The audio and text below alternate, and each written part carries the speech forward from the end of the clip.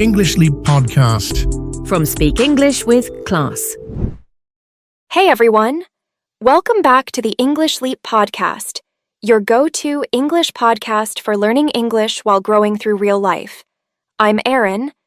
And I'm Evan. And today, we've got a fun and super useful topic, one that every single person listening can relate to, no matter where you live or what you do. Yes, we're talking about daily routines. But wait, before you roll your eyes and think, ugh, boring, hang on. This episode is going to feel like you're hanging out with two friends, just talking about life and how we go through our day. Simple English, real life expressions, no pressure. Exactly. Whether you're trying to speak English more confidently in interviews, at school, or just with friends, being able to describe your routine is so helpful. It's like the bread and butter of everyday conversation. And hey, if some words or expressions fly over your head, don't worry at all. Charlotte will join us at the end of the episode with her friendly and clear vocabulary breakdown. She'll explain everything in easy English so you won't miss a thing. Plus, we've created a free PDF for this episode. You'll find the full transcript, comprehension, and grammar exercises, and a few thoughtful reflection questions to help you practice on your own. You can download it from the link in the description. All right, let's get into it. Because the truth is, the way you spend your day, it shapes your life. So let's walk through a full day together, from morning to night, and learn how to talk about it in English, step by step. So take a deep breath, grab a warm drink, and get cozy. Here's how to talk about your daily routine in real simple English. All right, mornings first. Mornings can be tough, right? But they're also where everything begins.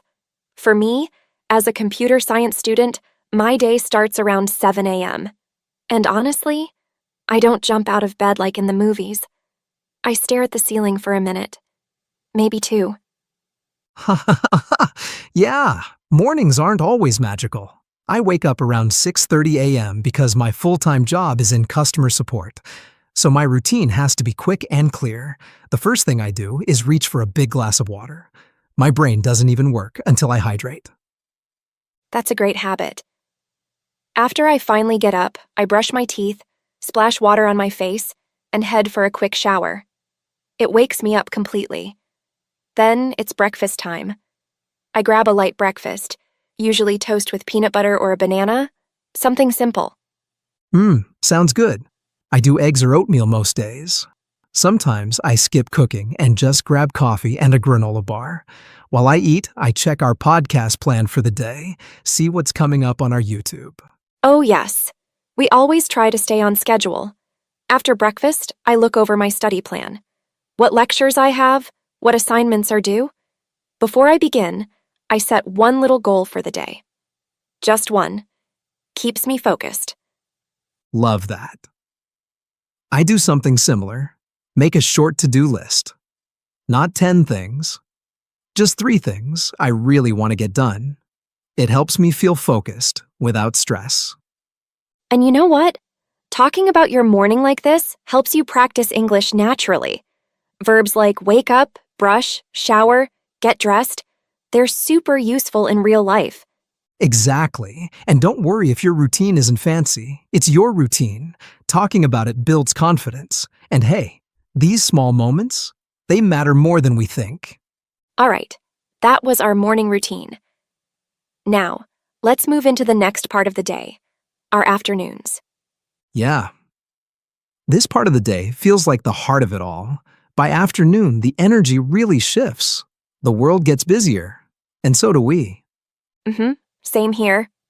After my last morning class ends, usually around 12:30, I head straight to the kitchen. I'm usually starving by then, haha. I make something easy like noodles or a rice bowl. Sometimes just toast with eggs if I'm super tired. Haha. Simple is good. For me, I wrap up my job around noon. I work as a customer support rep from home, answering calls and emails. So once I log off, I grab lunch too. Usually something quick, like a sandwich and a cup of tea. Ooh, that sounds chill. I like keeping lunch light too. because after that, I go back to study mode. I usually sit with my laptop, check my assignments, and start coding. But honestly, if I don't take a short break first, I can't focus. Exactly. A short walk, listening to music, even lying down for 10 minutes. It helps so much. Breaks give your brain space to reset. I used to ignore that and just push through, but then I'd burn out fast. Ugh, same. Now I follow this small rule. After lunch, I pause for at least 15 minutes. No screen, no stress, just rest. Then I feel ready to study again or even edit our podcast. Yep, this is the time when we usually message each other like, "Hey, are you free to record?" Haha. I open up my editing software, check our YouTube comments, or plan the next script. It's our creative time. And I love that about our schedule. We made podcasting a part of our routine. It keeps our afternoons productive but fun. I mean, I could be scrolling Instagram, but instead, I get to share stories and help people learn English. Yes, and if you're a student, a freelancer, or working from home, your afternoon might look a little like ours. Maybe you mix in food, study, work, and something creative. Yep. And no matter what your afternoon looks like, the goal is the same. Stay balanced. Don't forget to recharge and do something meaningful. Exactly. Now, after a busy afternoon, comes my favorite part of the day. Let me guess.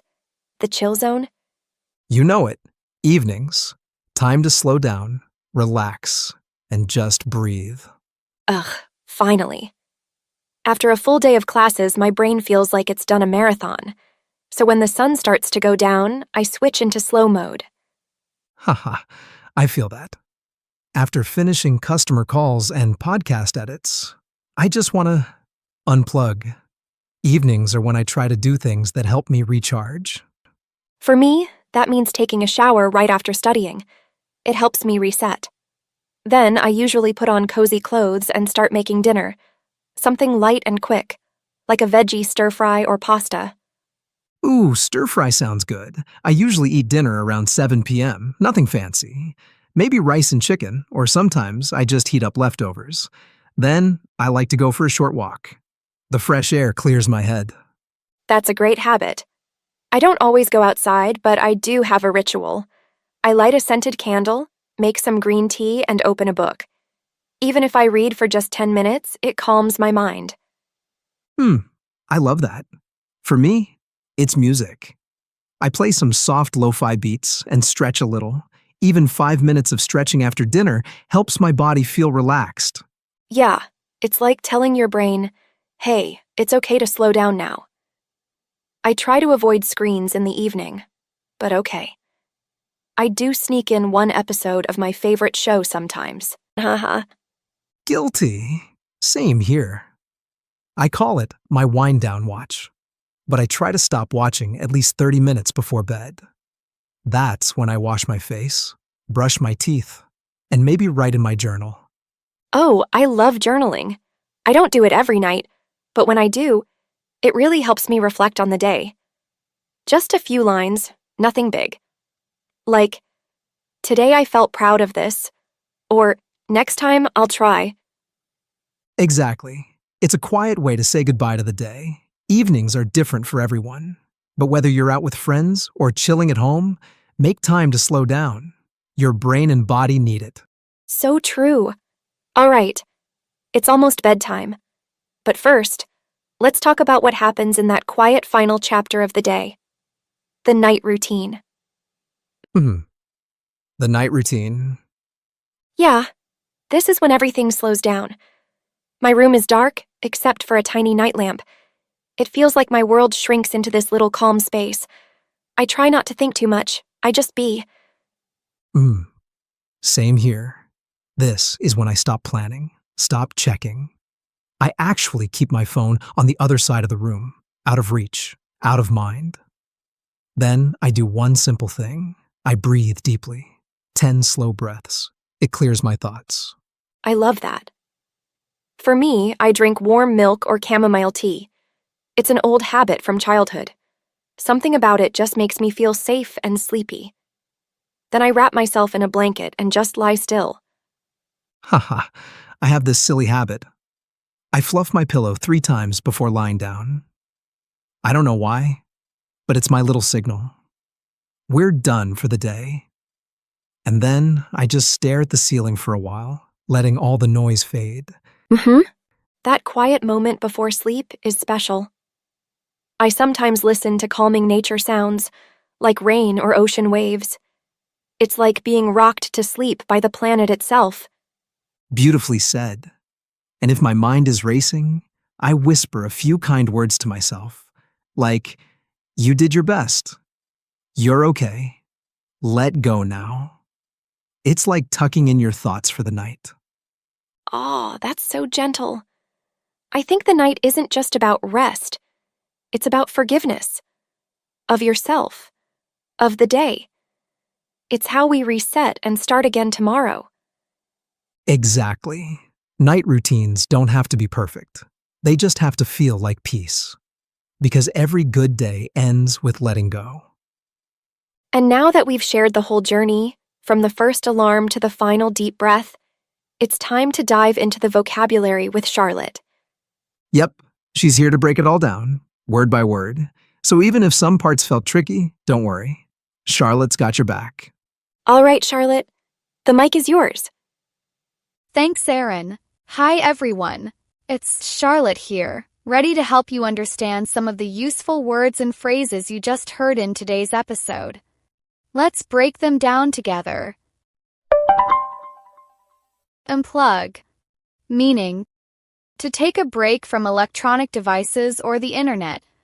Example: after work, I like to unplug and sit on my balcony with a cup of tea. Wind down, meaning to relax after being active or busy. Example: she listens to soft music to wind down before bed. Recharge, meaning to rest and regain energy. Example: a short nap in the afternoon helps me recharge for the evening. Cozy, meaning warm, comfortable, and relaxing. Example: I put on my cozy sweater and curled up with a book. Leftovers, meaning food that was not eaten at a previous meal and is saved for later. Example: we had pizza leftovers for lunch today and it was still delicious.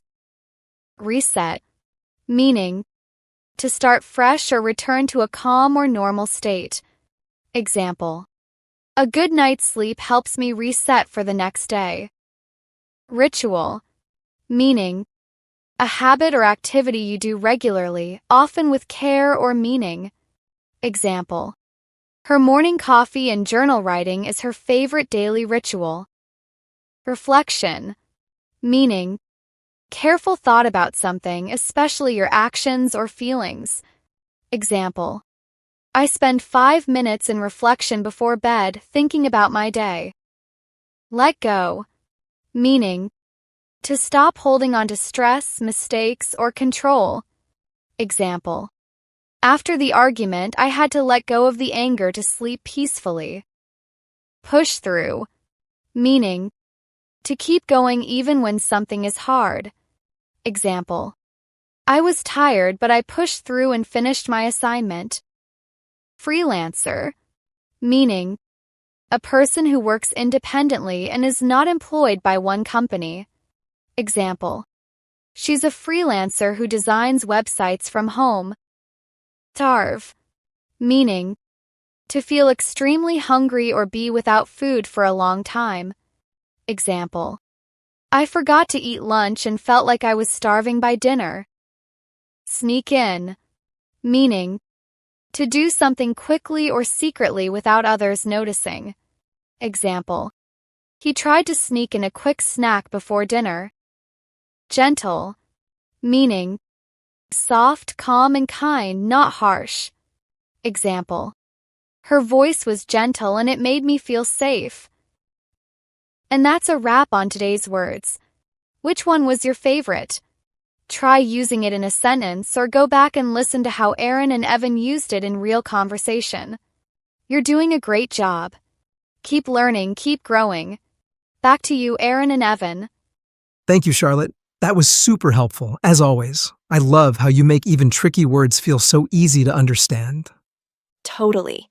And for our listeners, if you made it all the way to the end, we're proud of you. You just learned a lot of real, useful English by simply listening. And if you want to go even deeper, don't forget. We've got a free PDF for you. Yeah, you'll find the link in the description below. Use it, share it, and keep building your English skills one day at a time. We'll be back soon with more episodes to help you grow in English and in life. See you next time on the English Leap podcast. Your progress doesn't end here. To continue advancing your English skills, click on the next video or explore the additional videos we've thoughtfully selected for you.